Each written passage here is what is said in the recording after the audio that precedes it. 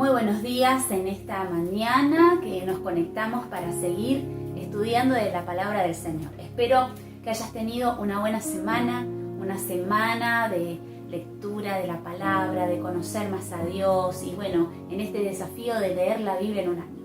Y fíjense en qué rápido que se nos pasa el tiempo, que ya estamos finalizando enero y bueno, comenzando el mes de febrero ya. Este tiempo el Señor nos ha bendecido con su palabra. Estamos terminando el libro de Job y en este día quiero que podamos ver el resumen de esta semana. Esta semana estuvimos leyendo ya el final del libro de Job, desde el capítulo 25, vamos a ver en este día, hasta el 42, hasta el final de este hermoso libro. Una historia, la verdad que maravillosa y la verdad es que es muy atrapante, pero tiene final de éxito, de bendición, y por eso qué lindo que es que podamos resaltar lo que Dios nos habla a través de su palabra. En esta oportunidad quiero compartirte la reflexión del capítulo 27, versículos 5 y 6. Dice Job, en medio de su situación, para repasar un poquito la historia, recordemos que él ha perdido todo, ha perdido a sus hijos, sus 10 hijos han muerto, él está enfermo, han venido sus amigos para consolarlo, pero él en realidad no se siente consolado para nada por ellos, sino que ellos lo atacan con palabras que no son buenas para él y él se siente la verdad que en una amargura tremenda. Él está enfermo, pero en medio de toda esta calamidad que Job está viviendo, él hace declaraciones muy importantes que me gustaría que nosotros observemos en esta mañana. Dice el versículo 5 del capítulo 27, hasta que me muera, viviré para Dios. ¿Alguna vez le dijiste eso al Señor? Esa promesa al Señor, ese pacto con el Señor de decir, Señor, hasta que tenga vida voy a vivir para vos. Es un buen pacto, poder hacer un pacto con Dios, un compromiso con el Señor, de poder vivir para Él, de dedicarle nuestra vida al Señor. No importa lo que venga, un día está todo bárbaro y allí con un ánimo bien en alto es fácil amar, decir palabras de agradecimiento, prometer. Pero a Job, como dice el dicho, le tocó bailar con la más fea. Y desde ese lugar él le dice a Dios que va a seguir esperando y que esperará en Él hasta la muerte. ¿No quisiera ser usted o vos y yo este mismo pacto? Qué hermoso es poder pactar con Dios. Dios nunca nos falla, Él está allí. Aún en los momentos más difíciles como los que estaba pasando Job, Dios estaba observando su conducta, estaba observando lo que había en su corazón. Qué lindo poder decirle, Señor, te seguiré, esperaré en ti, sin importar las cosas que vengan, voy a seguirte. Voy a serte fiel. No me rendiré ni sucumbiré en la duda ni en la incertidumbre. Señor, esperaré en ti hasta la muerte. ¿Cuántos pueden decir amén a esta declaración? Qué hermoso que puedas en esta mañana poder pensar en esto y decirle al Señor, hasta que me muera, viviré para ti. Luego, en el capítulo 28, Job hace una exposición del valor de la sabiduría. Un texto hermoso, capítulo 28, versículo 28, dice Job, he aquí que el temor del Señor es la sabiduría y el apartarse del mal, la inteligencia. ¿Qué significa esto? El temor del Señor es el principio de la sabiduría. Esto quiere decir que Dios tiene que ir primero en nuestra vida, no en el medio o al último. Dios tiene que ir primero en nuestra vida, al considerarle a Él como el más importante y aferrarse a Él y a su santa palabra para obedecerle. Eso es sabiduría. La sabiduría es mejor. Seguramente si le ofrecemos al hombre entre bienes materiales y tener sabiduría, bueno, ya sabemos qué es lo que escogería. ¿Los bienes materiales o la sabiduría? ¿Qué escogerías vos? Nosotros como hijos de Dios decimos que es una locura, que son carnales, los que así se conducen, eligiendo mal para su destino. Pero se puso a pensar en la infinidad de veces que sutilmente escogemos lo pasajero antes de lo eterno. ¿Qué le voy a decir? ¿Que no es bueno tener plata? No. Sí, por supuesto que es bueno, pero sí que plata sin sabiduría es como casa sin hogar, como ojo sin visión, como pez sin agua.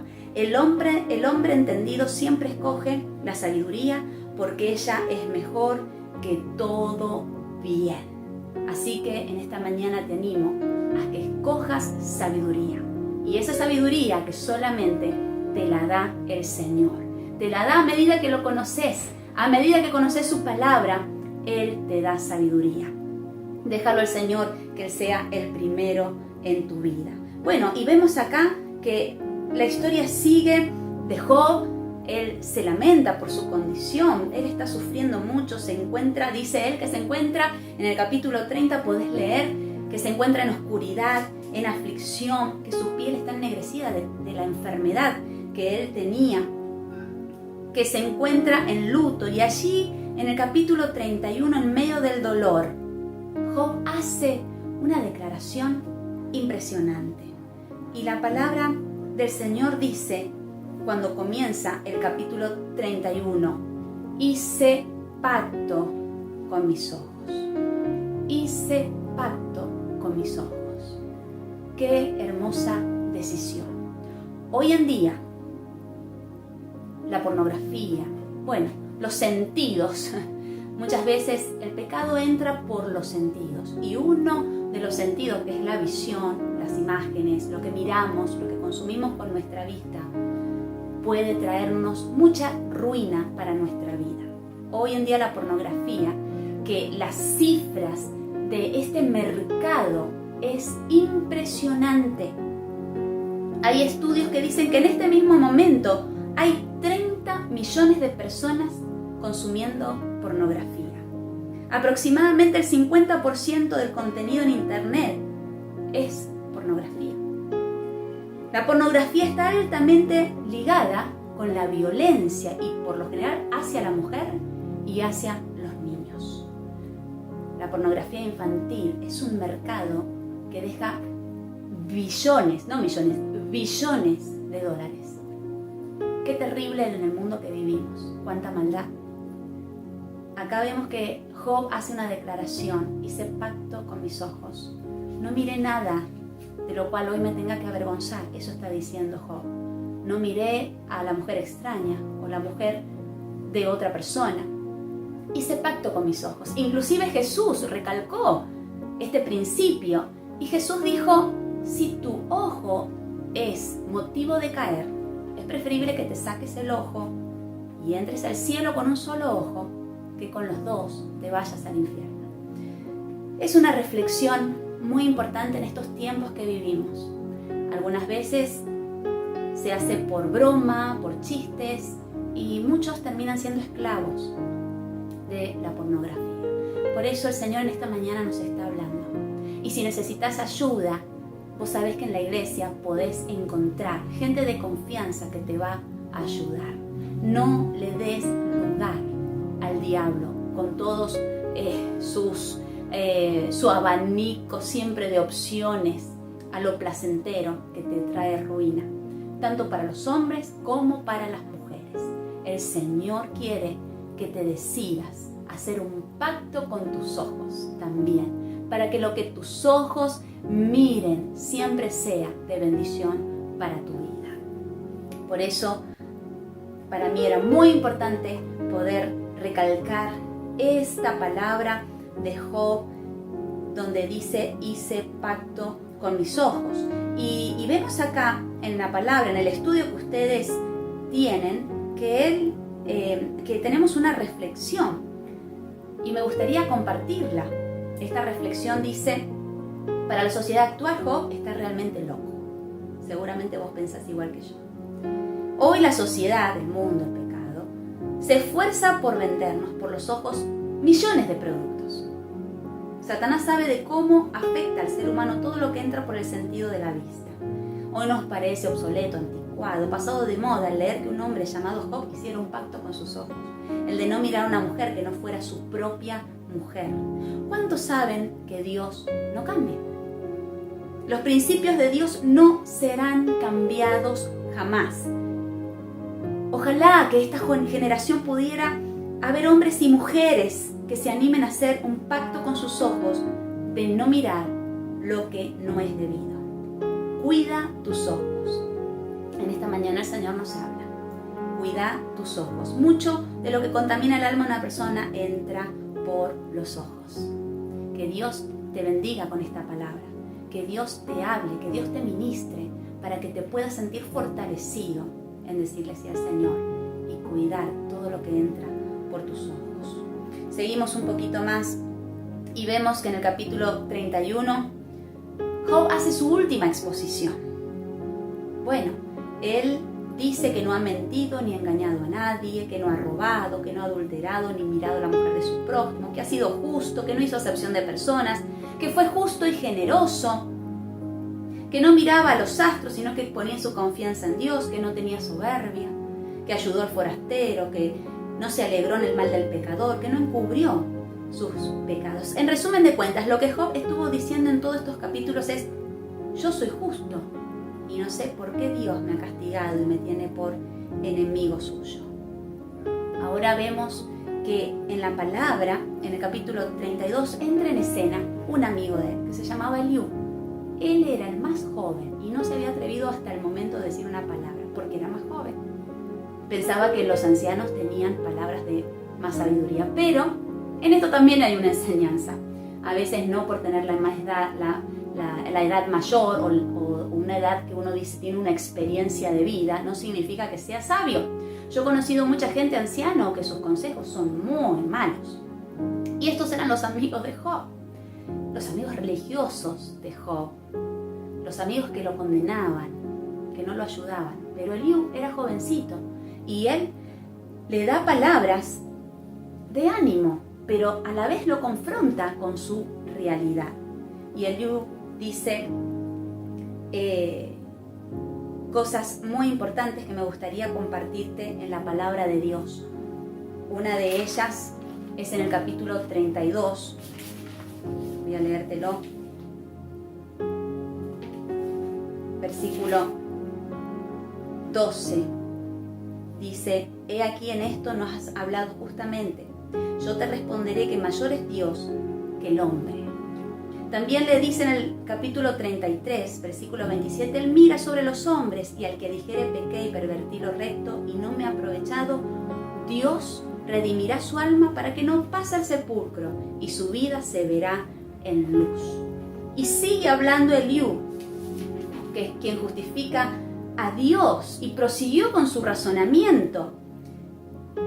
Y le dice en el capítulo 36, 21, voy saltando un poco rápido, pero dice: guárdate, no te vuelvas a la iniquidad, pues esta escogiste más bien que la aflicción. Y el versículo 26 dice: he aquí, Dios es grande y nosotros no le conocemos, ni se puede seguir la huella de sus años. Acá Eliú lo que le está diciendo: Dios es Dios. ¿Quién puede comprenderlo? ¿Quién puede llegar a comprender la grandeza de Dios? Y vemos que en los últimos capítulos entra en escena Jehová, quien le habla a Job desde un torbellino, dice la palabra del Señor. Y ahí le empieza a hablar Dios mismo, de su grandeza, de su poder, de lo que él había creado, de lo que había hecho. Y entonces Job hace una declaración preciosa en el capítulo 42, que es su confesión. Y dice: yo conozco, le dice Job, que todo lo puedes y que no hay pensamiento que se esconda de ti. Y entonces él dice: oye, te ruego y hablaré, te preguntaré y tú me enseñarás. De oídas te había oído, mas ahora mis ojos te ven. Él había tenido un encuentro con Dios, pensaba que lo conocía, pero se da cuenta que no lo conocía como Dios quería que lo conociera verdaderamente. Y bueno, y acá viene el final de este libro maravilloso, donde vemos que Job dice la palabra del Señor en el versículo 10. Y quitó Jehová la aflicción de Job cuando él hubo orado por sus amigos. Y aumentó al doble todas las cosas que habían sido de Job. Qué enseñanza más grande, qué humildad la de Job. Por más que él no recibió lo mismo de sus amigos, pero cuando conoció a Dios, se dio cuenta que tenía que tener perdón hacia las personas que lo habían ofendido. Esa oración de bendición hizo que Dios lo bendiga a Job. Que Dios se dé cuenta que verdaderamente él se había humillado, que había reconocido quién era Dios y que él no era quien para juzgar a sus amigos. Y dice la palabra en el versículo 12, y bendijo Jehová el postrer estado de Job más que el primero. Y también tuvo hijos, y toda la vida de Job dice que fueron 140 años disfrutando de sus hijos. Qué hermosa enseñanza. Aprendamos a pasar las pruebas, pero en medio de ellas mantengámonos en integridad. Seguimos un poquito más, ahora con el libro de Éxodo. Ya terminamos el libro de Job, vamos a Éxodo, estamos comenzando el libro de Éxodo. El libro de Éxodo continúa desde la historia que dejamos en Génesis. Recordemos que en Egipto quedó la familia de José con su padre Jacob y toda la descendencia. Eran 70 personas las que habían llegado. Pero dice la palabra de Dios que todos ellos quedaron en Egipto y empezaron a multiplicarse. Dice la palabra del Señor en el capítulo 1 de Éxodo, versículo 7. Los hijos de Israel fructificaron y se multiplicaron y fueron aumentados y fortalecidos en extremo, y se llenó de ellos la tierra. Pero el faraón no tenía una buena mirada hacia el pueblo de Israel, y él empezó a tramar algo terrible, porque decía el faraón: he aquí el pueblo de los hijos de Israel es mayor y más fuerte que nosotros, ahora pues seamos sabios para con él, para que no se multiplique y acontezca que viniendo guerra, él también se una a nuestros enemigos. Y entonces el plan del faraón fue que las parteras no dejen con vida a ningún hijo varón. El faraón es tipo de Satanás, Egipto del mundo. Y vemos acá cómo el faraón sigue, ese espíritu encarnado en el faraón sigue estando hoy presente para la destrucción de la humanidad. El faraón quería que todos los niños varones murieran para que no se sigan multiplicando. Hoy en día es algo muy conocido de que los poderosos de la tierra quieren que la humanidad no crezca más. Por eso todas las cosas que están pasando hoy en día, más también la ley del aborto y muchas cosas que están pasando para que la humanidad no crezca. En esa época era algo parecido. Por eso dice esta reflexión: la opresión trajo multiplicación, porque dice el versículo 12 del capítulo 1: pero cuanto más los oprimían, tanto más se multiplicaban y crecían, de manera que los egipcios temían a los hijos de Israel. Qué hermosa esta palabra. Cuando el faraón, el rey de Egipto, vio que Israel se multiplicaba, tuvo gran temor.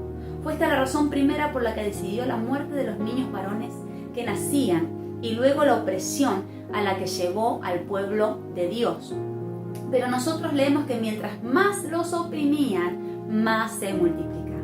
Así no es tampoco conveniente al reino de las tinieblas y a Satanás el crecimiento de un cristiano ni del pueblo santo de Dios. El crecimiento del cristiano equivale a que Satanás cada vez tiene menos posibilidades de arruinarle la vida. Y el crecimiento numérico del pueblo de Dios equivale al decrecimiento de su propio reino. Crecimiento numérico son almas salvadas. Por eso, hermano, hermana, no te dejes atrapar, no te dejes estancar. Cuando te encuentres en horas de crisis, trabaja para el Señor, gana almas para su reino. Proponete: si el diablo me quiere arruinar, yo voy a sacar de su reino a una persona. Es como decirle: no te metas conmigo, porque te voy a arruinar tu reino. Sea como sea, multiplicate. Habla de Jesús, habla del reino de Dios.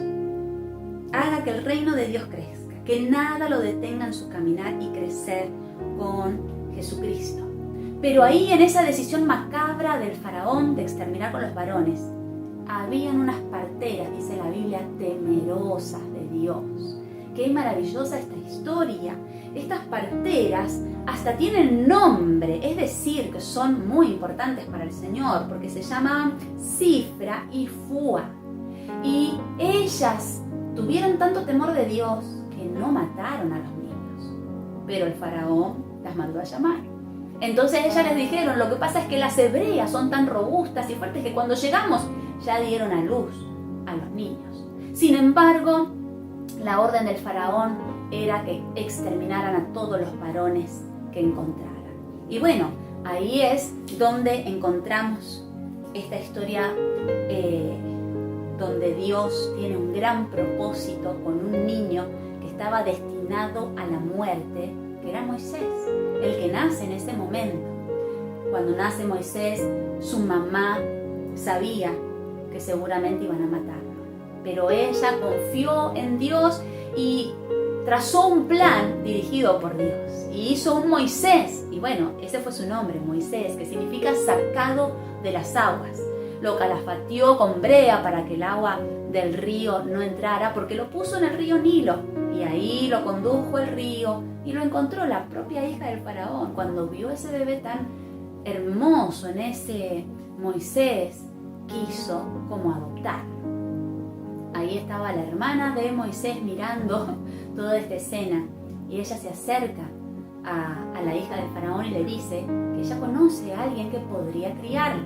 Entonces la hija del faraón acepta esto y lo lleva su propia hermana a su propia madre, a Moisés, quien entonces, la madre misma, fue que lo crió en consentimiento de la hija del faraón. Pero Moisés crece en el palacio.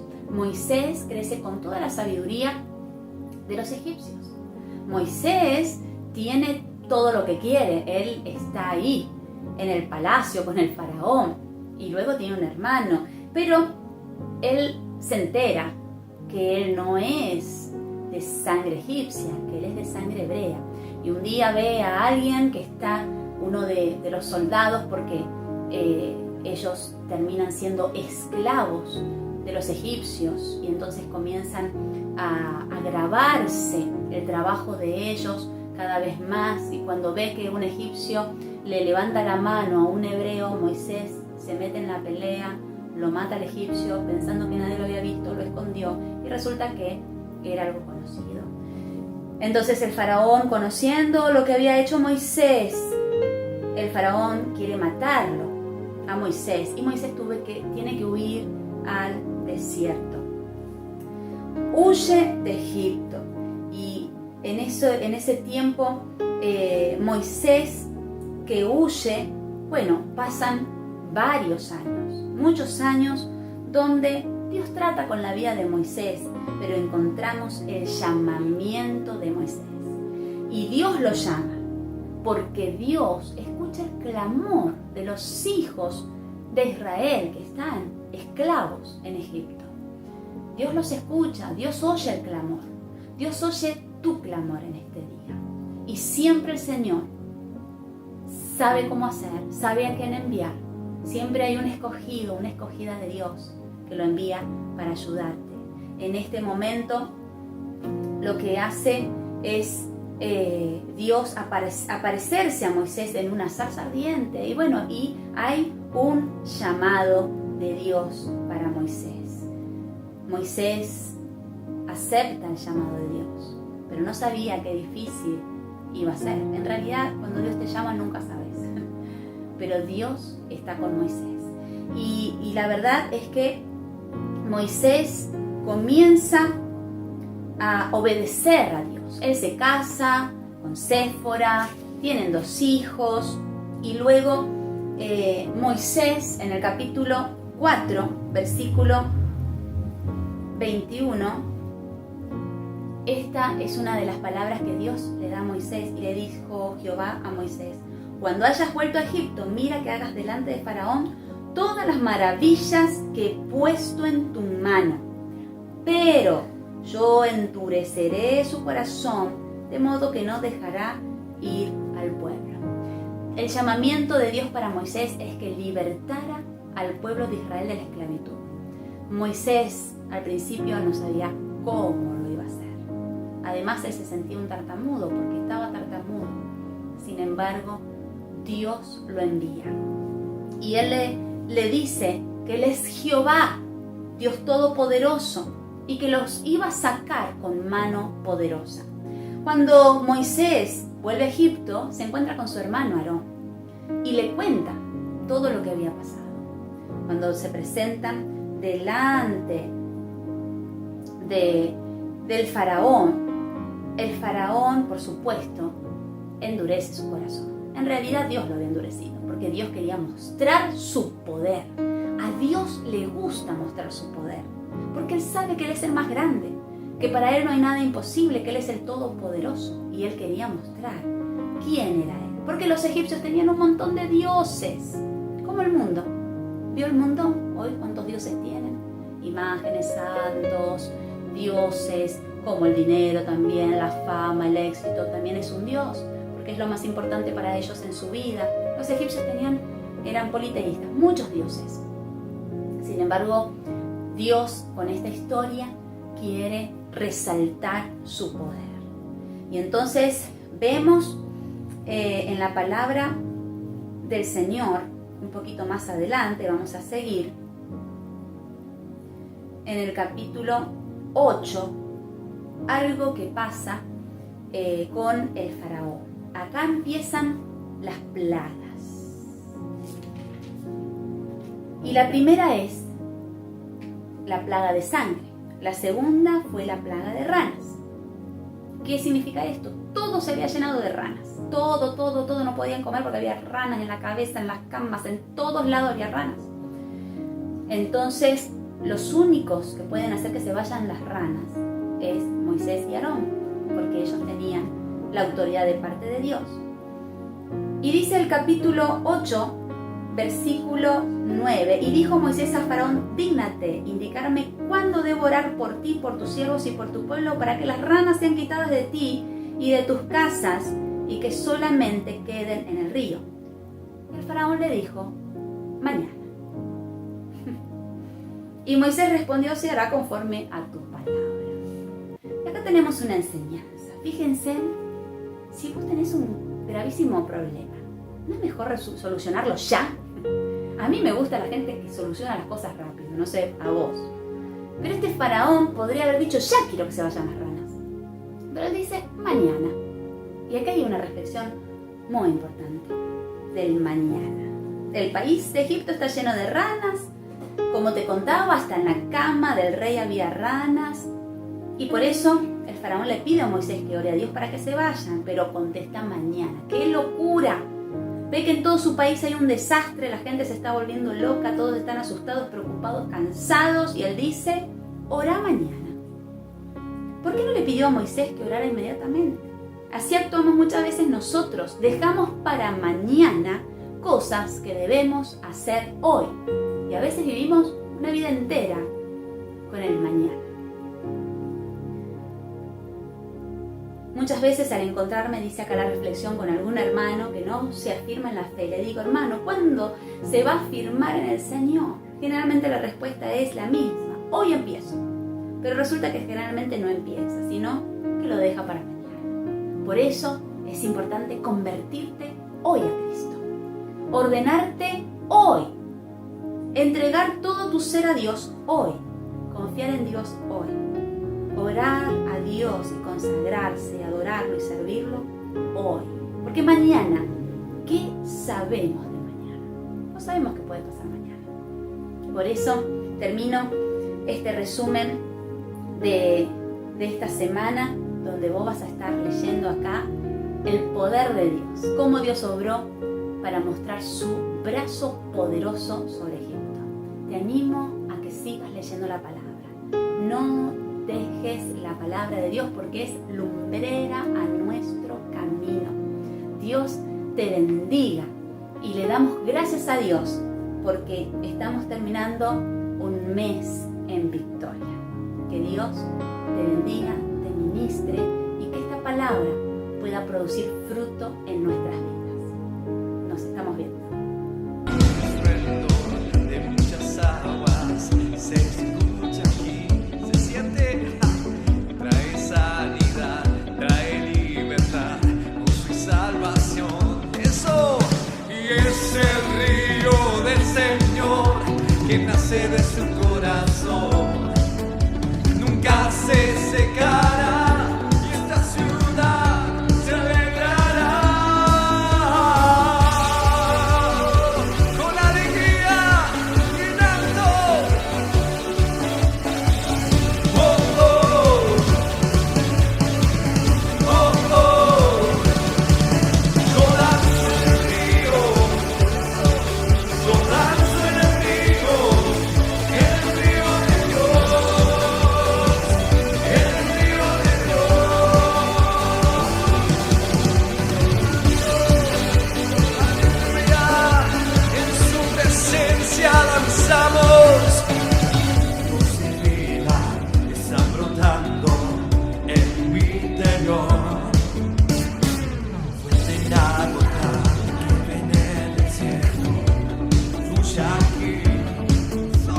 Yes, yes.